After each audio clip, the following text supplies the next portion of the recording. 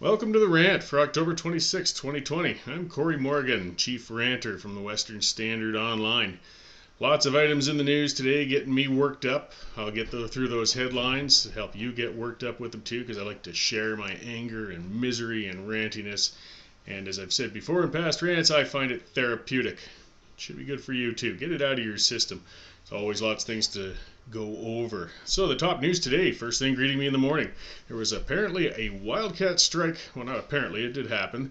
Healthcare support workers walked out all over the province at hospitals all over the place, thus delaying surgeries, procedures, and critical issues. It is a pandemic, but right now what's more important is having a temper tantrum over UCP plans, which they were elected to do, to start outsourcing services such as laundry and some food preparation and things to contractors rather than having government employees doing it in-house.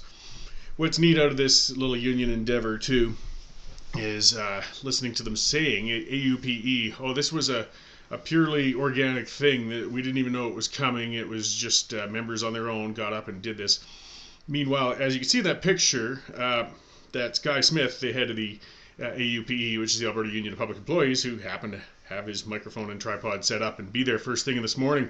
For being surprised, he certainly was well prepared.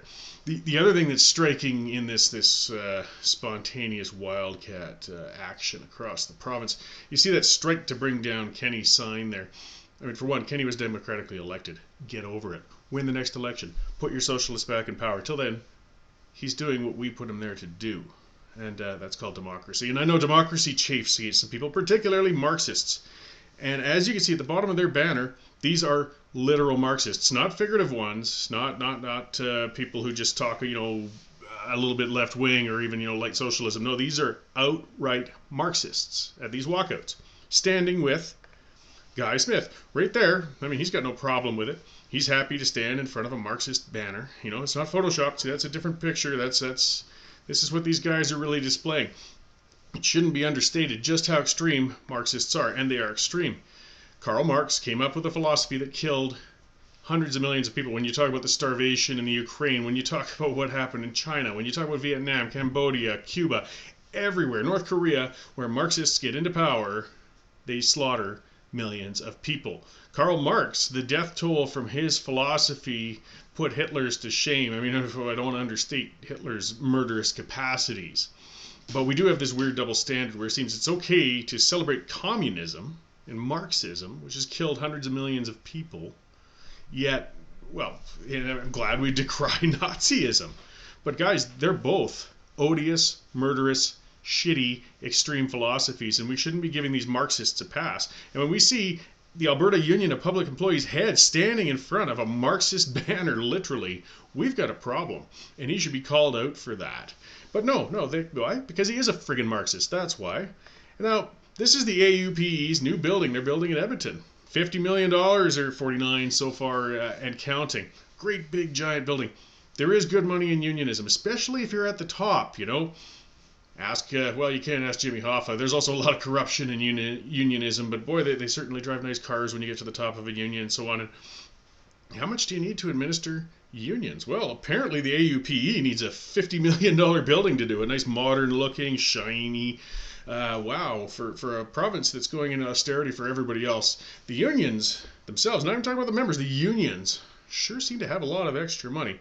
And let's talk about what they're talking about, what they're worked up about. Look at that. This is one of the services being privately done in hotels every day, and they're doing it very well.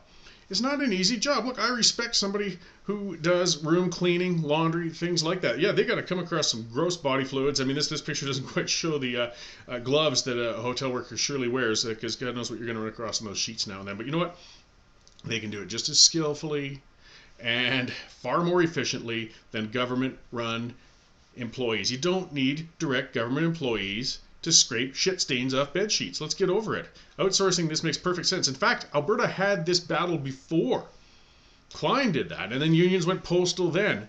And then once Notley slithered in with the NDP for one term, we got all these bloated employees back in there charging $30 an hour with full benefits, huge pensions, massive overtime compensation packages, things such as that for simple, regular services. Even though it's within the health system, there's still simple services that can be done far more easily with contractors and in a more cost-effective manner, still with treating employees well and making good dollars, but making dollars that fit the role. These aren't doctors, guys. These are maintenance workers. I mean, again, I'm not talking starvation wages, but let's pay them realistically. Same thing with food preparation. I mean, come on.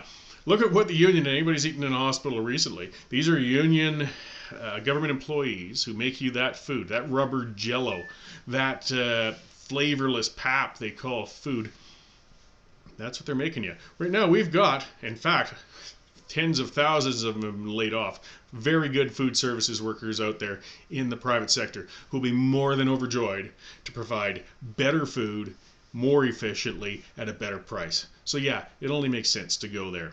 And if we really want to dedicate or limit it, and they are limited, there's, you know, some people seem to think there's no end to money. It's limited. We only have so many healthcare dollars.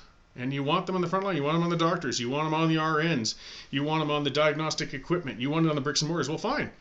But we got areas that we got to save money in then because we're running out of it. And one of the areas is those services. So these wildcat strikers, these Marxists, can go to hell. If these guys don't want the jobs, fine, leave. You know, we can replace you. There's lots of people who will happily do it. Speaking of Marxism, you know, something we have in Canada, and they get upset when I bring it up all the time with our supply management systems, because I always call it a Soviet-style one.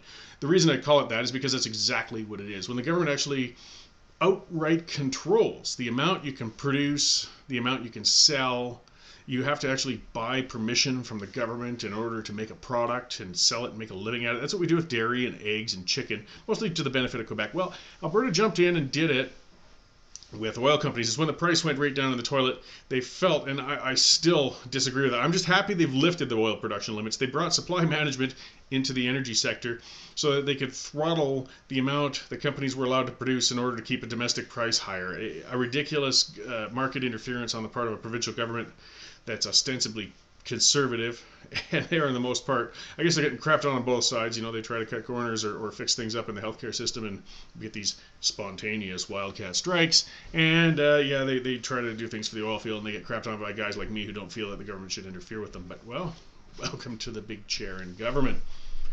Now, something that hit the news a lot the other week was an affair in Red Deer, you know, the anti-racists. I love that. They cloak themselves in anti-racist. So that means if you have any problems with us, it means you must be a racist. Just like anti-fascist. If you oppose us, you must be a fascist. No, neither. And both groups are extremists. Black Lives Matter is a group of extremists full of their own bloody racists. These are Marxists and very extreme people. And they held in Red Deer. You know, it's like they found this middle ground because Calgary and Edmonton, you know, we've always had our little clusters of extreme lunatics. There'd be some those white supremacists, all 12 or 15 or 20 of them that they got in Calgary out of, you know, 1.3 million people. And then they had this anti-racist action group, which is morphed into this anti-fas. And now Black Lives Matter has been the popular, you know, flavor du jour. It's always the same assholes. They're just people like looking for trouble. Protesting, clashing, and they invariably find it. Well, it seems they gathered their forces on either side and met in Red Deer, and it turned ugly, if you remember that. It was September 20th, I believe. They all got together and they got violent, and people were all screaming. And there's some of the irony. They were whining that the police weren't protecting them enough, yet these are the same people who were holding signs that say all cops are bastards and that we should abolish the police. Not defund. I mean, they say defund, but they also say abolish. Black Lives Matter Canada wants to abolish the police. They want to wipe them right out. They got no plan to replace them. Oh, guidance counselors, community policing. Yeah, we saw community policing in Wisconsin when Kyle Rittenhouse killed 2 people and blew the bicep off another one. That is grassroots, ground level community policing. If that's really what you want, maybe we'll go there. I got a feeling that you vegan activists living downtown aren't going to do so well in such a community policing model if you really do come into clashes with other individuals. Just like, what's her name, Alyssa Milano had some kid nearby with a pellet gun, so she called the police to come in and help her. She also wants the police defunded. They seem to be a little selective with where they want it defunded. But here's some of the fun, and here's the reality. They've reviewed, there was a lot of video, these are the modern days. Here's another funny thing, actually. Black Lives Matter in Toronto actually protested against body cameras for police officers. At first they wanted them, and now they don't want them. I mean, there's only one person who doesn't want cameras at these affairs, the one doing something wrong. If you're not doing anything wrong at a public demonstration, you shouldn't be afraid of anything. Either way, there's a lot of cameras. They took a lot of pictures. So the initial thing talking about this being a just a peaceful protest that had all these racists come in and attack them and destroy it. Well, now that the police have reviewed the videos and everything, they've charged the head of that, Taylor McNally. She's the head of the Black Lives Matter group, or the organizer, chief organizer, with assault with a weapon. Yeah, very serious, because then the video does show it. She goes after a person and hits with a camera, and they say, "Oh, it was just a camera, it just hit him in the arm." It's assault with a weapon, you dolt. But it inspired me to dig out this old antique. It's something I can't quite part with. It was a great SLR back in its time, my Pentax K1000. I took some fantastic pictures in Russia with this and things in the 80s. Of course, digital cameras made these out of shape. But this fella, it's a good, I don't know, 4 or 5 pounds, and it's solid. It's hard. I mean, that's why it's lasted me this long, even though I don't use it anymore. It's just nostalgic. Nice strap on it, and there was a strap on the one she used. I could really hurt somebody very badly with this camera if I wanted to swing and nail them in the head with it. So let's not pretend that, it's just a camera. It's a weapon. When you take something and you hurt somebody with it, it becomes a weapon. If you smother somebody to death in the night with a pillow, it's not just a soft, fluffy pillow. Now it's a weapon. So quit trying to soft sell this. You're an extremist bitch, and you've been charged. And as you said, you'll take it to court. Well, let's see what the courts have to say about it. The videos look pretty bloody clear. You wanted justice, it's coming. Okay, enough about those nuts. Let's talk about some other nuts. Yes, the CBC. They've come after the Western Standard, for those who haven't already seen it. The Western Standard put out a little thing, as Derek said himself when we did our live broadcast last Wednesday. It wasn't even really all that good or anything, not some brilliant meme. It was just a thing showing the CBC logo, as you can see here, saying, "Sick of fake news, follow us on the Western Standard." Well, that got the legal team or somebody at the CBC upset, so they sent a letter threatening legal action if the Standard didn't stop using that logo. As you could see also in the headline, the Western Standard told them to get stuffed. They shouldn't have been that shocked. It just shows how dense these CBC people are. But it has inspired some other things, so let's really work with this logo. I mean, it's our logo. It's our tax dollars. This isn't just any station. This is the state broadcaster. This is the one that sucks the tax dollars out of you and me and puts them into their productions. So if there's any logo that anybody should be able to use anywhere, anytime, it's that one. We bought it. So we got a contest. Let's see, the best parody logo we can come up with. Let's give them the Streisand effect. If you're going to whine about others using that precious logo, let's make sure there's hundreds more of that logo being changed and altered and going out there so we can laugh at you and your ridiculous, though expensive, organization. So we put that out, and boy, we've had a lot of entries. Now, I'm going to do an article, and I think we'll fully break it down so people can take their time and look at each of these submissions. It inspired a lot of people. Some are creative, some are mixed, but I mean, that's part of it. I think we're going to come down to a final few, and we'll judge them, because we're having a lot of fun with this, and people are enjoying it, and there's some real creative things. So I'm going to run a quick slideshow of some of the submissions so far. Not every one of them, but a lot of them. And it's just good for a chuckle and see some of the things. So yeah, here's the CBC logo made up in a collection of turds. Here's one on a pig. Here we are with a picture from a TV, from a cartoon. I think somebody made up, with crap coming at you. Communist Broadcasting Corporation, that's nice. Fake news winner of the week, CBC. It's good to give them an award, recognize them. All left, all the time. That's a classic old logo. I haven't seen that in a while. Oh, and yes, the liberal bias within the CBC is exposed in that one. The CBC giving you a middle finger. I set the slideshow a little fast. This one, the liberals in it. A little side tilt. Communist Broadcasting Corporation. Okay. And another fecal maker. Liberal Crickets Communication Media Relations. Wow, okay. Canadian Brainwashing Corporation. It works. That one's a little graphic, but it really does tell you some of the content that does come out of them. Yeah, here's another one. Loyalty. Elephant's arse. And Trudeau back around. That's our only animated one. If people want to get animated. Oh, and this one was from 222 minutes. Yes, Urinal Pucks making the CBC logo. This one's a little more artistic. I see it's transparent. It doesn't show well on here. More feces and more communists. So, and back to a garbage truck. And I think that's the extent of what I've got listed out here.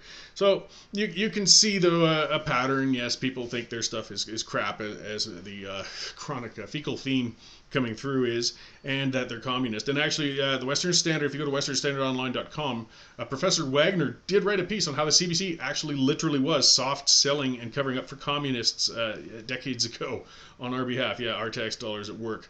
Again, these Marxists just slide in on things, whether unions or, well, the union CBC.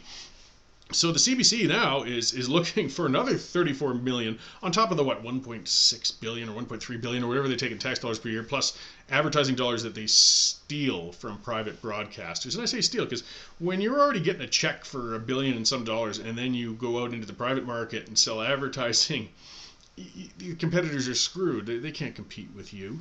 They're getting tax dollars to shore them up. And oh dear, it looks like the Standard used their logo in that article. Oh, we'll get another letter. So that they want even more money because they're having problems. And it's pretty small print there, but the reason they're having problems is because nobody's watching them because their content is biased shit, to be blunt. So those numbers showing on your average of your city with CBC News, 12,000 are watching the CBC Evening News. That's like in Calgary, that's less than 1%. I mean, it's garbage. We're paying a whole lot of money and nobody's watching it. Again, defund the CBC. Enough with the police and everything. Get rid of them. I mean, the CBC was formed back in the days when you needed a network. I mean, the TV was new, radio was new. So yeah, we're talking like a century ago. There were shows that were half decent that we all watched and enjoyed and I grew up with. But that's back in the days when we had 3 TV channels. So you didn't have much choice. The Beachcombers, the Littlest Hobo. Hey, great stuff for its time. And but those days are gone. There's some great Canadian producers, and they're producing, and we're seeing it in other networks and other stations. The CBC, unfortunately, is just putting out. Well, that's funny. They broadcast a lot of American productions, and then their news is god awful biased crap. You saw that theme all the time, showing the CBC's love affair. As people worked on the logos, with how the CBC feels about the Liberal Party of Canada. Like, if you must. I mean, I see broadcasters have biases. I'm okay with that. The Western Standard certainly conservative leaning. Press Progress is left leaning. I don't care. I'm fine with that as long as they're private. But as soon as you get tax dollars in, if you must have a state broadcaster, and we don't need one, but if we must, it should at least be the one that tries its very hardest to be unbiased.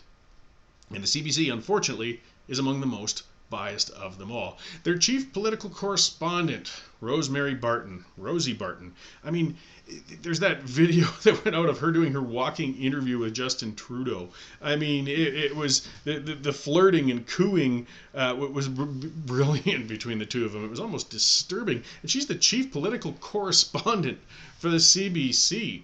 And here we are with some polling that showed the Liberals in majority territory, and the CBC's chief political correspondent, Rosie Barton, tweets out, "Huzzah! Yes, we're happy. Our Liberals are getting ahead. This is unbiased. This is, where our tax dollars go." I mean, it was hardly a slip up, though. I mean, it's not like anything new. Look at that. Oh, she was just giggling and flirting throughout that interview. I mean, a job would be lost if the CBC was privatized, as whoever has to mop under Rosie's chair during a broadcast whenever she has to coo out Trudeau's name. I mean, it's just there she is getting a selfie with her master. Speaking of masters, this is something I gotta give the guy credit. I mean, Trudeau, for the most part, is an abject moron. We saw him dancing around India, embarrassing us, and pulling off blackface stunts and all sorts of foolish things. Yet he is running this country. There's no doubt about it. He's got the CBC in his pocket, and he has Jagmeet Singh in his pocket. So there was a confidence vote, a pissing match. The NDP tried to show that they have a little bit of gumption and independence still within them, but they cowered. They backed off. Jagmeet Singh said, "Nah, we'll prop you up and let you cover up the corruption that Justin Trudeau has been doing as he funnels money to his family members who are incompetent and making a living on their own." Yes, I'm talking about Margaret and his brother. Trust fund people who just rely on the earnings of others. And but again, hey, there was a pissing match in Parliament. Justin won. He beat Jagmeet. The NDP in Canada are formally and totally emasculated. They're nothing. Jagmeet can talk and talk and talk, but we know now. Justin showed, hey, I'll just call it a confidence vote whenever I want to get my way, and Jagmeet will just happily skip along and do as I tell him. On to finally finishing up with my award that I give every week. The Choad of the Week. The Choad of the Week. And it's always a worthy winner. And nobody's come to collect the award yet. But hopefully we'll have that one day. Maybe I'll get a trophy actually made that I can mail to some of these people. So Patty Hajdu is our health minister. And, liberal, federally. And she loves virtue signaling, as all federal liberals do. They've really loved cracking down regulations, things like that. And talking about must wear a mask all the time. If you aren't eating or drinking when you're in an airport, you must wear a mask. She was putting out those statements back when they were crapping all over Andrew Scheer because a picture got out showing him, even though nobody's really near him, he was in an airport without a mask. Oh yes, the media, the liberal media, and liberal members were all over this. This was a travesty. Was it Scheer actually, or was it O'Toole? Doesn't matter. It was a conservative leader. They were losing it. But yet, here we have the health minister. Yes, the chief health virtue signaler in chief at Pearson International Airport with no mask on her face. None. Sorry. She's not even making excuses for it. She came out with the thing saying, you got to wear it when you're eating and drinking. Well, where's the food and drink? They look a little invisible here, you hypocritical chode. Somebody actually popped it in there, fixed it, so she could at least pretend that she had these things. We're in hard times. Us peons down here who have to mask up, who are seeing our businesses closed, who are suffering, haven't seen loved ones, the ones who are following the rules, staying out of large groups, need leadership. We need to see these fuckers actually walking the walk if they're going to tell us what to do. When you see them hypocritically pulling that crap, they should be thrown out of office. That's not leadership. That's hypocrisy. That does show back into those Soviet days where, we're going to starve the Ukrainians to live on a few potatoes a day, but the Politburo is driving Mercedes on the way into work. Some are more equal than others. So yeah, Patty, you are the Chode of the week. I don't know how on earth we're ever going to get the Liberals out of Ottawa in a united nation, but you are just a piece of work. You don't deserve what you're being paid. This is not leadership. You're an embarrassment, just like your boss, Justin. So that's my rant for this week. I hope you enjoyed it. Don't really care if you didn't. Just glad that you watched it. I'll be doing it again next week. We'll also have our more newsy broadcast on Wednesday, and we're going to be doing Saskatchewan election coverage tonight for those who are watching this on the Monday night. And I will see you all on one of those future broadcasts. Thanks.